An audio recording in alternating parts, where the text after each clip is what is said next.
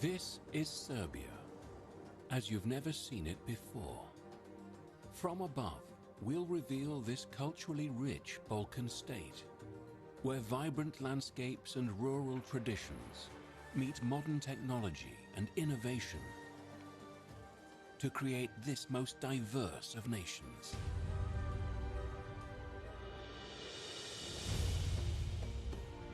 In this series, we'll take an aerial tour across Europe, filmed over the course of a single year and through the changing seasons. We'll uncover the culture, history, and engineering that built the great European nations we see today.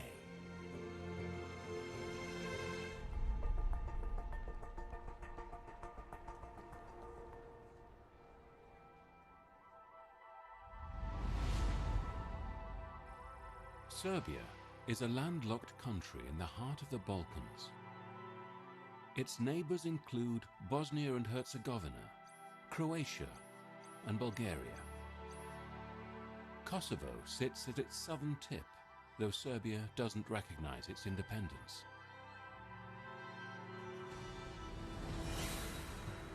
Today, Serbia has a population of 7 million people. Around a quarter of all Serbians live in its bustling capital, Belgrade.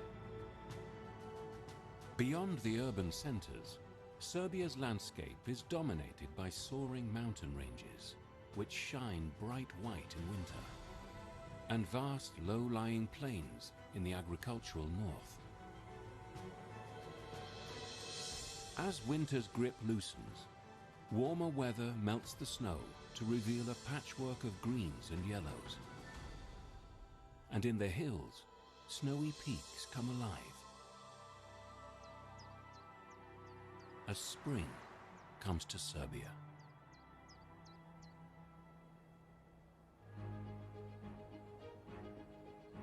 Serbia's countryside hides a surprising aerial secret. From above, abstract shapes emerge from hilltops and valleys. These mysterious, arresting constructions look like something out of a science fiction film. They are known as spomeniks, or monuments in Serbian, and they're a living reminder of Serbia's turbulent past.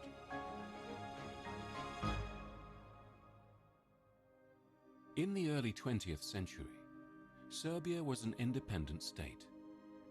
But following the First World War, it became part of a new Balkan kingdom called Yugoslavia. This new kingdom started to fracture during the Second World War, and Serbia faced occupation from Nazi Germany. A closer look reveals a vast spomenik that marks a famous act of resistance.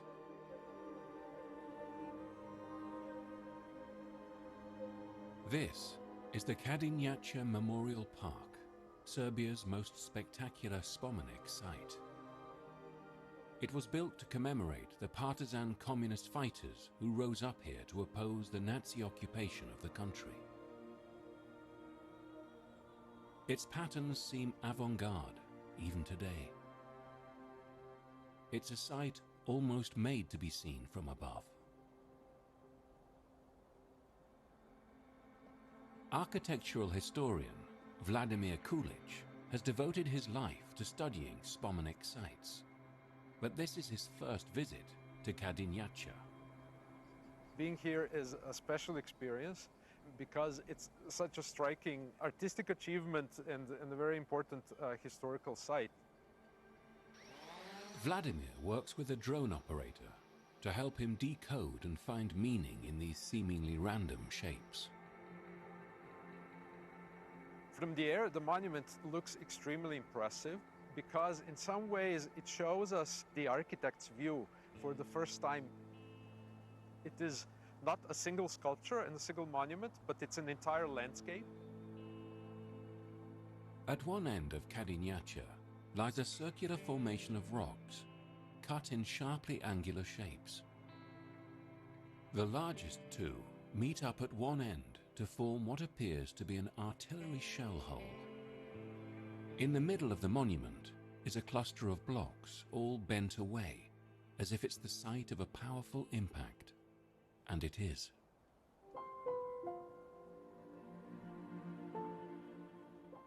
The Kadinjača monument commemorates a battle where a small group of communist partisan fighters faced down the might of the incoming Nazi forces and allowed their leaders and local villagers to escape. As a 3,000-strong German unit advanced, just 400 partisan fighters managed to hold off the assaults for more than 6 hours, refusing to allow them through. Almost all of the 400 partisans perished in the struggle, but those precious hours saved countless lives. Most spomeniks are memorials of the Second World War, built by communists, and they're controversial for some, harking back to the communist era. I think that opinion is problematic in itself. These are the monuments to anti-fascism and to the victims of fascism. Europe itself was founded on the traditions of anti-fascism. I really do hope that what they commemorate will not be forgotten.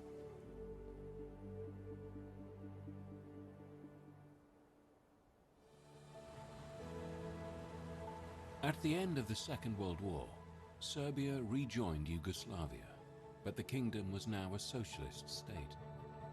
Vast concrete residential blocks are a lasting reminder from this era. Yugoslavia only lasted until the 1990s, when a civil war broke up the federation. Today, Serbia is a modern, independent nation that's looking to the future and creating a new skyline for the 21st century. Modern history is written into the landscape of Serbia's capital, Belgrade. Soaring high over the city reveals the striking contrast between the old town on the Sava River's right bank and the communist-era blocks across the water. Between them, a pale patch of land is set to define the city's future.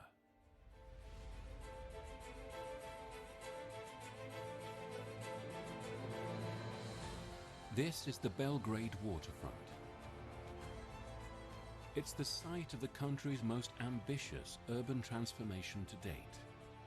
A $3 billion complex regenerating the Sava's run-down right bank.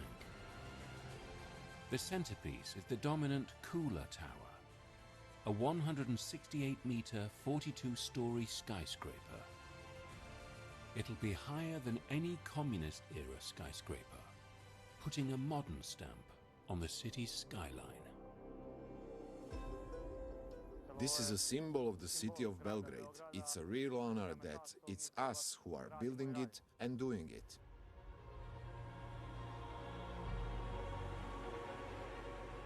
Today, the team is fitting glass panels near the top of the structure.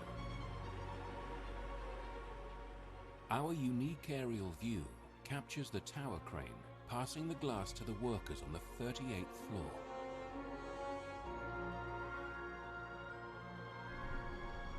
It's no easy task for the team. The tall windows can swing in the breeze, and the workers need to gain a firm grip on them.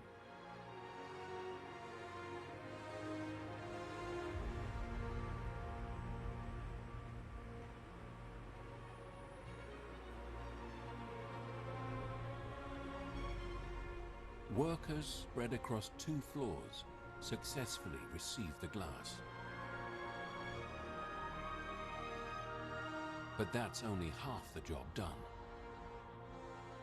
The glass needs to be fitted into the frame.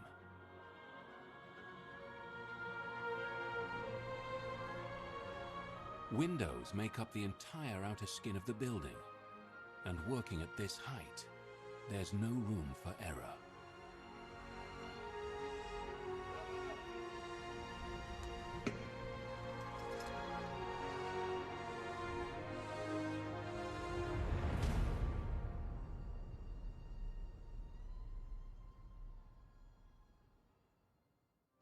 Work on the cooler started in 2018, and now it's almost complete. The tower is supported by 270 concrete piles, each 35 meters long, embedded in the ground. The building's greatest innovation is hidden from plain sight. The glass on the first 9 floors is etched with a fine pattern only visible to birds. It's the height birds fly on their migratory paths, and it's designed to prevent collisions. A few weeks later, the construction is finally complete. Milosav and the team have done their part in regenerating Sava's waterfront, propelling Belgrade's historic skyline into one of the most modern in Europe. It's a real joy working so high up. It's rare for anyone to experience a view like this. For us, it's so satisfying. We've got this view. We see it all day, every day.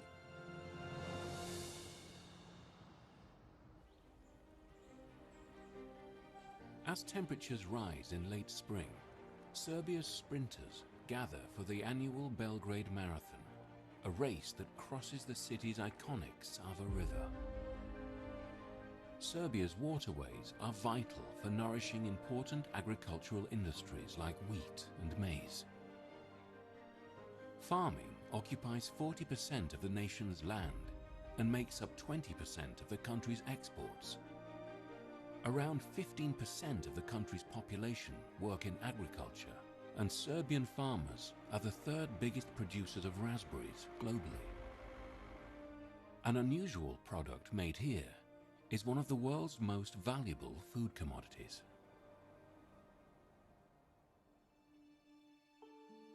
From Belgrade, the Sava River winds its way west, and 90 kilometers downstream, the Zasavica tributary forms, nourishing acres of fertile farmland.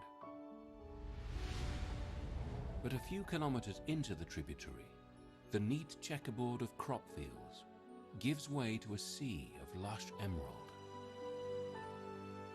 This is the Zasavica Nature Reserve. Flying high over the reserve reveals the fields are occupied almost exclusively by donkeys. It's Serbia's largest donkey sanctuary, and it's home to one of the world's most expensive food products, donkey cheese. It's the brainchild of Slobodan Simic. We decided to make donkey cheese because we had a surplus of milk. If you have too much milk, then you ask yourself, why not make cheese? In 1997, Slobodan bought 18 square kilometers of abandoned wetlands and transformed them into paradise for the endangered Balkan donkey. Perhaps the most extraordinary thing about this donkey paradise is the way that it's funded. The animals pay their way in milk. The cheese that Slobodan makes from it is so highly sought after, it commands prices as high as 1,000 euros per kilo. Zasavica is the only place in the world to make cheese from Balkan donkeys, and it's an exclusive product. So Slobodan often exports the cheese to adventurous food enthusiasts across the world. The money coming in from the farm's produce is fed back into the sanctuary, allowing Slobodan to care for more donkeys. 200 roam free here, over 1,800 hectares. Many were rescued from farms across the region, but some are born here too. Thanks to the efforts of conservationists like him, there are now around 1,000 Balkan donkeys worldwide. I always pet them, hug them. They take away any negative energy, worries and problems. That's a pleasure I have every day.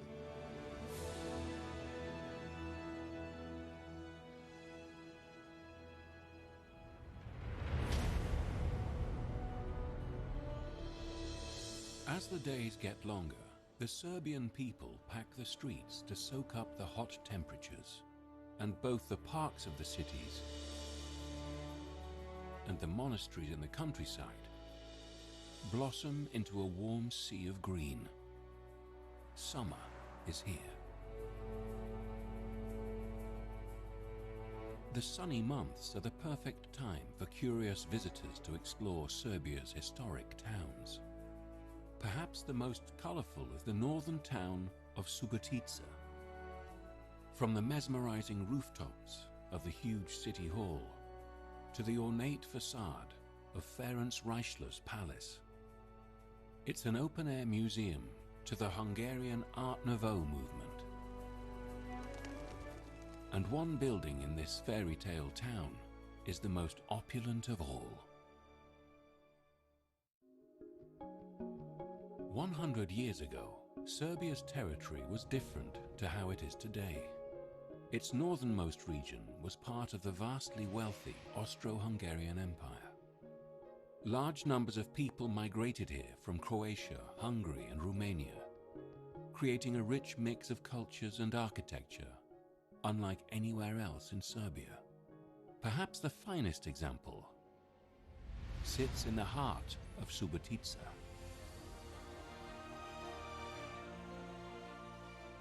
This is the Subotica Synagogue. It was completed in 1902 when the city was part of the Austro-Hungarian Empire and a large Hungarian Jewish population filled the streets. Today, it's a vibrant reminder of their presence in a town inhabited mostly by Orthodox Christian Serbians.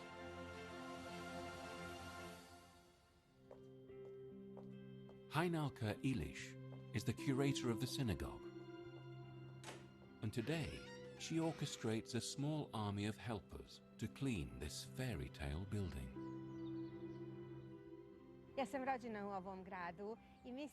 I was born in this town, and I think the secession has given it something really unique.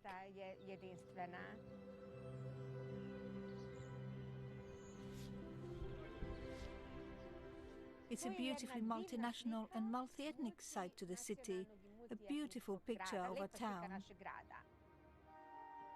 Rising high reveals a sea of colorful enamel tiles arranged in hypnotic patterns of terracotta, blue, green, ochre, and gold.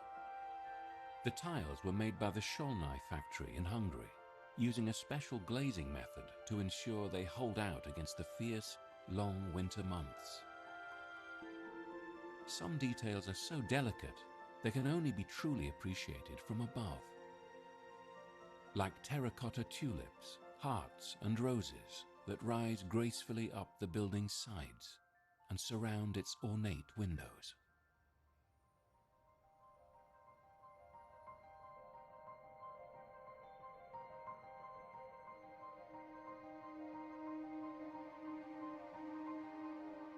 Hajnalka's team of cleaners turn to the inside of the building in a race against time to give the synagogue a polish before the doors open for the day.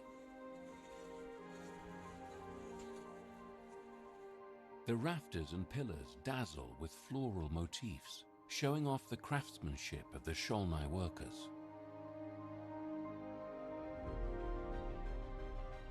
As the cleaners polish the last row, it's time to open the doors of this marvelous building to the public on another sunny summer day.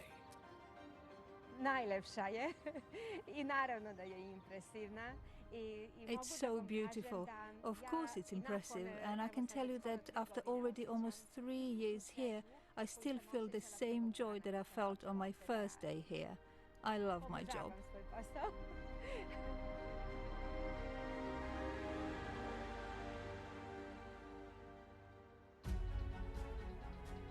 Serbians love the outdoors. In the summer, they seek the cool of the landlocked country's rivers. And the nation's youth cluster at outdoor events that make up Belgrade's famous party scene. People gather in the capital's bars to drink the national drink, rakia, a fruit brandy often made from plums. Serbia produces about 400,000 tons of plums annually, the third highest in the world. And there's another harvest here that produces a uniquely colourful aerial sight. Serbia's southeast is a rugged area of ancient peaks, with the Balkan Mountains to the east and the Rhodopes to the south. A small oasis of low, flat fields runs through the centre of these highlands. Here, the Morava River and the sunny climate nourish this natural walled garden, providing ideal arable land. A closer look reveals one stretch of land that stands out from the patchwork of surrounding fields. This is the district of Jablanica, home to Serbia's famous pepper plants. The harvest begins in late summer, when the fruit turn bright crimson in the fields.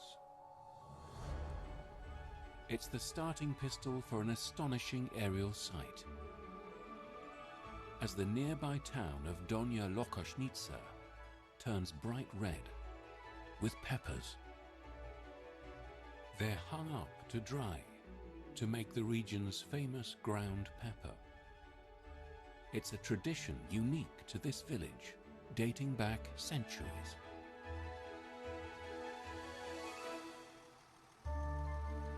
Smallholder Olga Nikolic owns just over a hectare of land.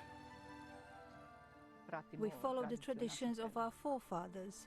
Our family has been living in Donja Lokošnica for over 300 years, going back to our ancestors, grandfather, great-grandfather, great-great-grandfather. It's 8 o'clock, and the family will spend the morning gathering as many ripe peppers as they can. Then they'll have the afternoon to string them up to dry. Soaring high above the field, the size of the family's task becomes clear. Their crop is packed tightly into an area larger than a football pitch.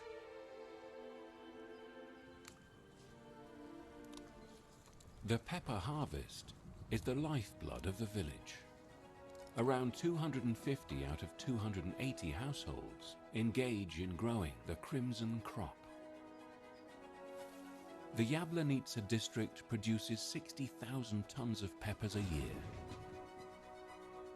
It's the key ingredient in the nation's favorite condiment, ajvar, a pepper puree ever present in Serbian pantries.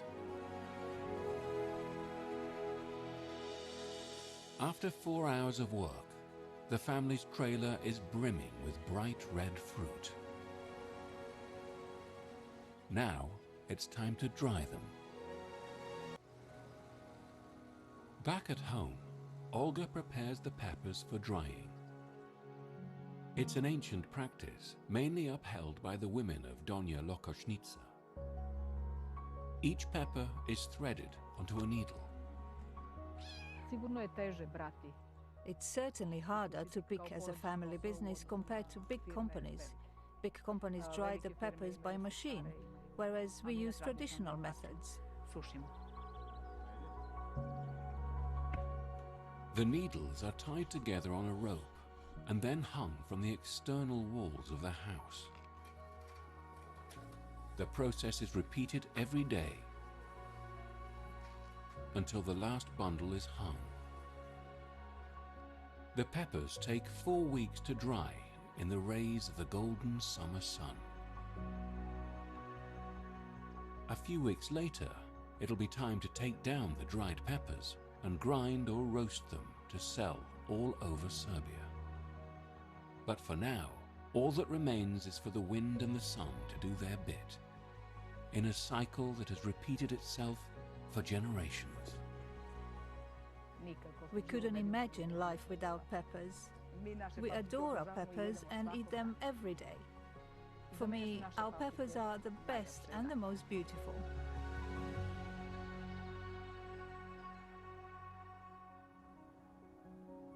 As summer comes to an end, Belgrade's fortress takes on a bronze hue.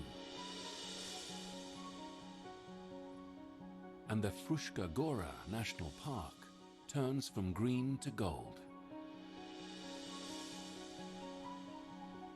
autumn is here.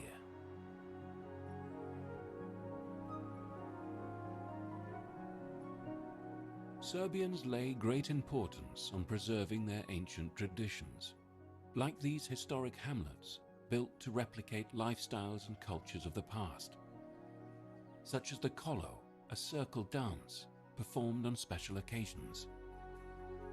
Serbians are also passionate about their national cuisine, and events like the Golden Cauldron Goulash Festival draw in food lovers.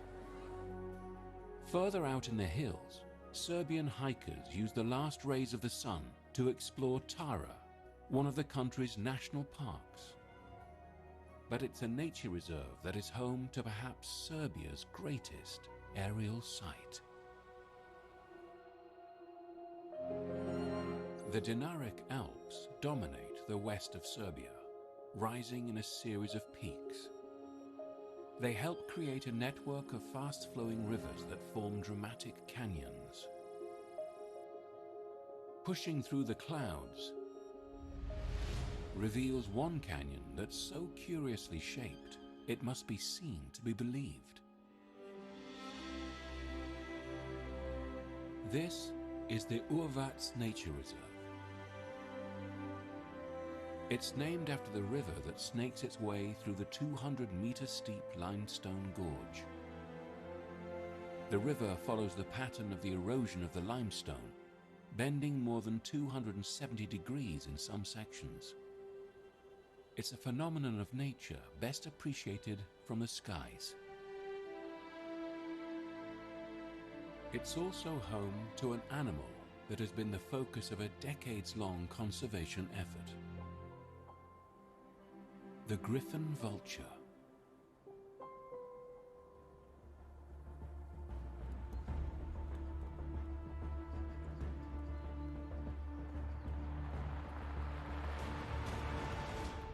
A team of rangers, spearheaded by Milka Ducic, have helped bring this endangered species back from the brink of extinction. Griffon vultures are synonymous with Uvac and with this region. The locals here really do have, how shall I put it, a special connection to griffon vultures. When livestock on nearby farms dies, it's the park ranger's job to bring their carcasses to the feeding ground. The vultures have to be fed because the large predators that they rely on for scraps are no longer present here. Vultures also don't have a good sense of smell, but their eyesight is excellent. We've noticed that they recognize the vans the rangers drive to the feed. They greet the rangers by circling the area. These fearsome-looking carnivores are tremendously timid, and they won't eat until the people are out of the way. So the team retreats to its base to monitor cameras hidden around the site.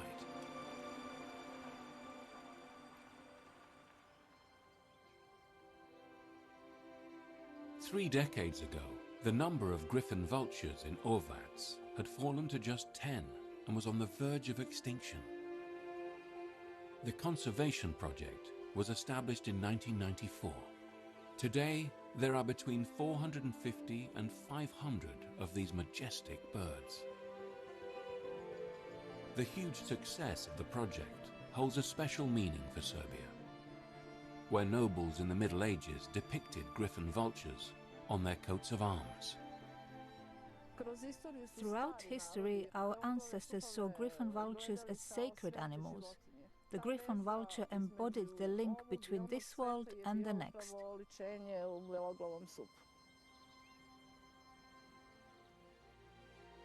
Back at base, the park's secret camera captures the vultures once again circling around the feed. This time, they swoop down. It's a relief for Milka and her team back at base. Thanks to their efforts, the vultures are fed and are now much more likely to stay in the valley for the upcoming breeding season. The greatest reward for those of us who do this job is the fact that the vultures will continue to brighten the skies. That means our mission is for them to remain here and thrive.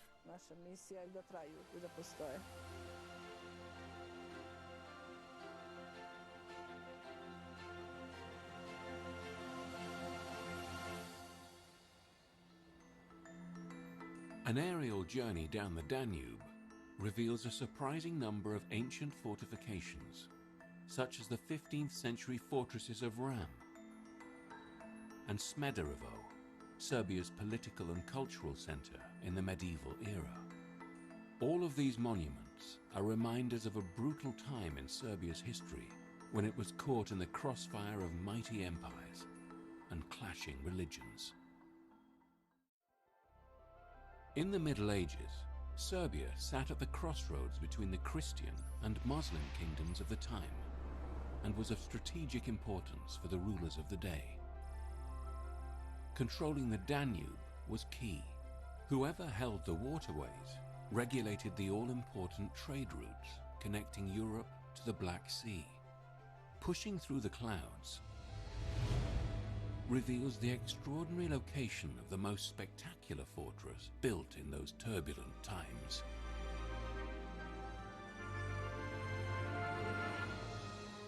This is Golubac's fortress.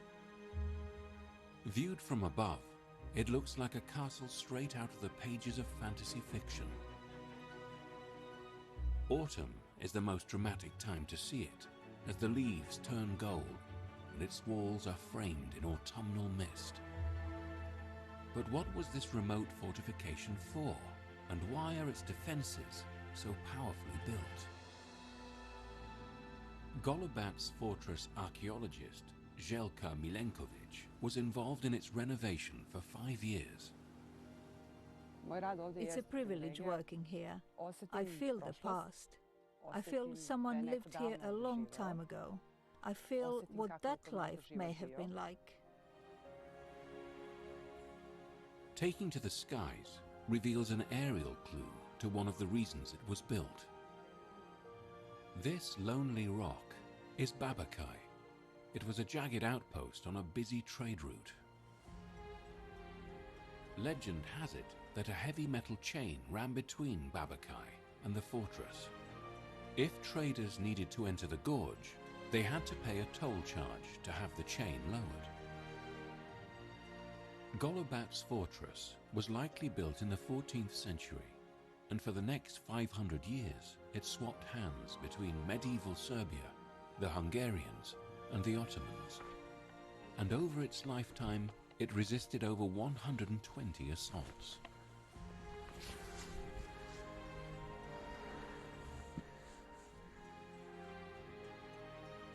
One of the secrets to its defensive success is that the towers have no walkways joining them. You couldn't walk over from one tower to the other. You'd have to conquer each tower all over again. Very wise architecture.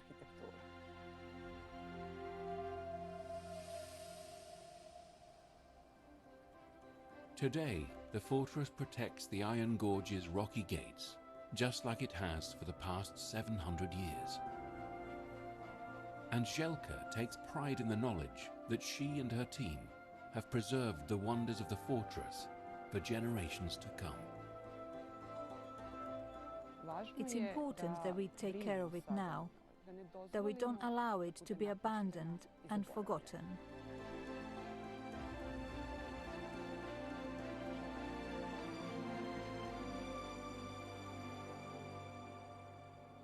As temperatures plummet, the browns of autumn are replaced by pearly white snow. And the country's ski slopes are ready to welcome visitors once again. Winter is here.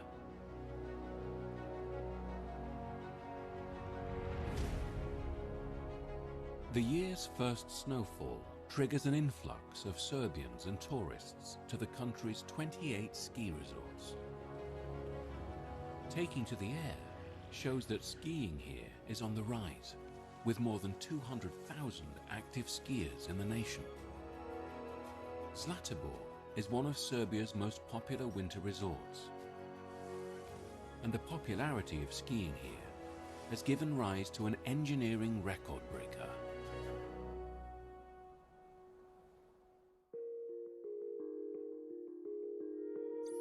The heavily forested Zlatibor region lies in the west of the country, and in wintertime, a fresh blanket of snow covers this ocean of trees.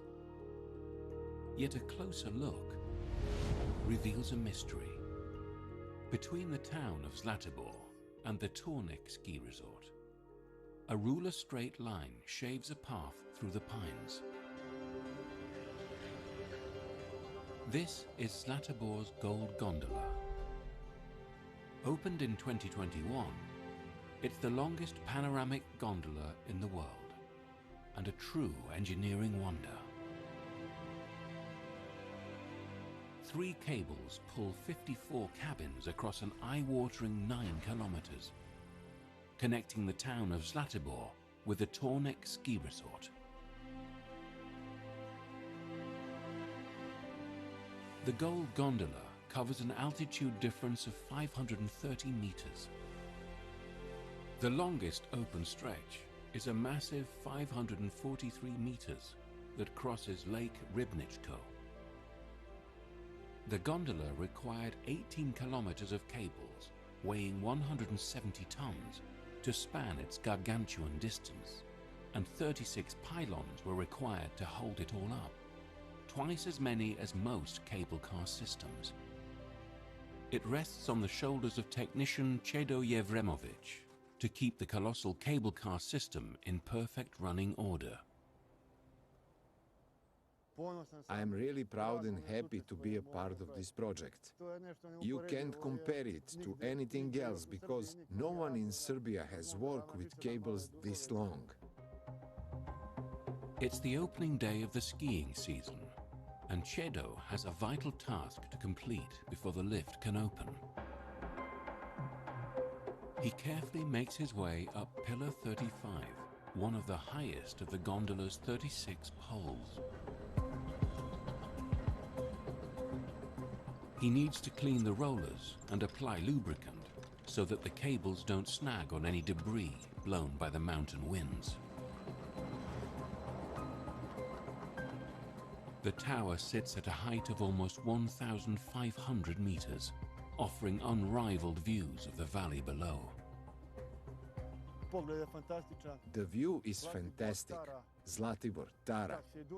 You can even see Durmitor Mountain, although you have to be careful not to relax too much, because 20 meters up in the air, you have to be careful with every step you take.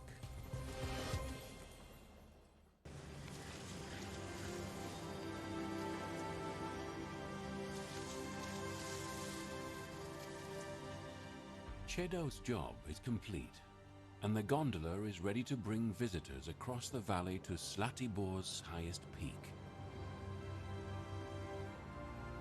Skiers arrive at Tornik's tip just as the sun breaks through the clouds. It's the perfect day to soak up the view from Europe's longest gondola. And for Čedo, all his hard work is worth it for the views at the end of the day. It's a real joy and privilege to work on the longest gondola in the world. I don't know if I could work in any other office other than this one.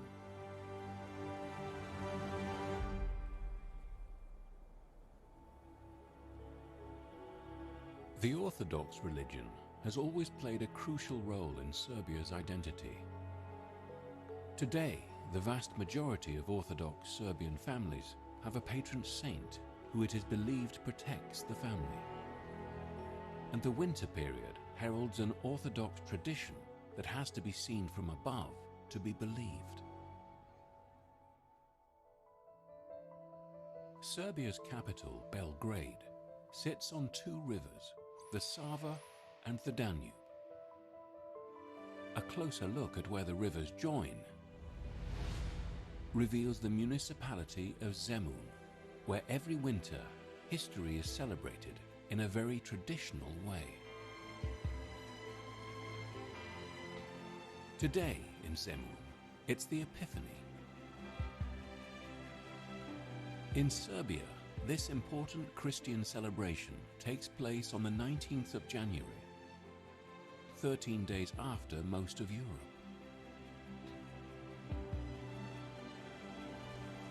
Later today, these platforms and others like them across the country will be filled with swimmers ready to plunge into the icy waters. It's an Orthodox tradition called Swimming for the Holy Cross. This year, Anja Vukailovic, a police academy student, is one of the 223 swimmers taking part. The fact I'm participating means a lot to me. The Orthodox religion is extremely important. I think this is a good opportunity for Serbians to get together in this way.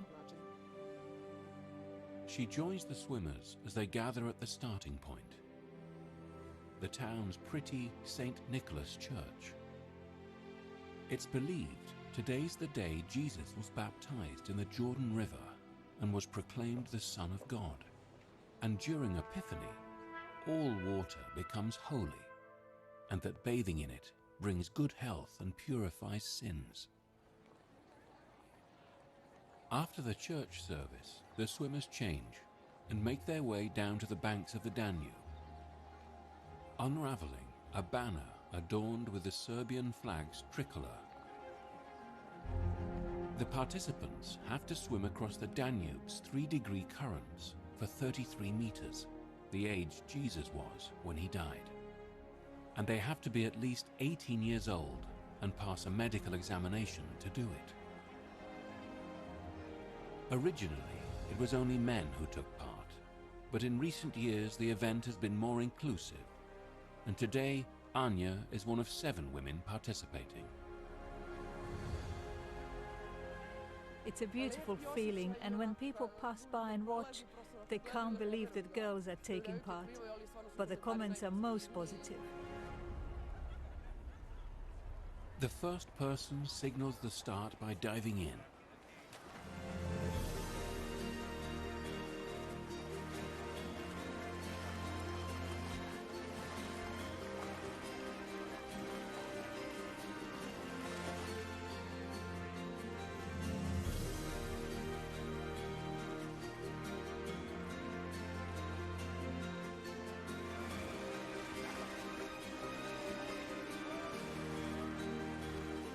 The first few swimmers rush to reach the other side in 22 freezing seconds. For Anja, there's no more bracing way to start the year. From the moment I put my name down for this, it was important for me to take part this year, and it will be the same in the years to come.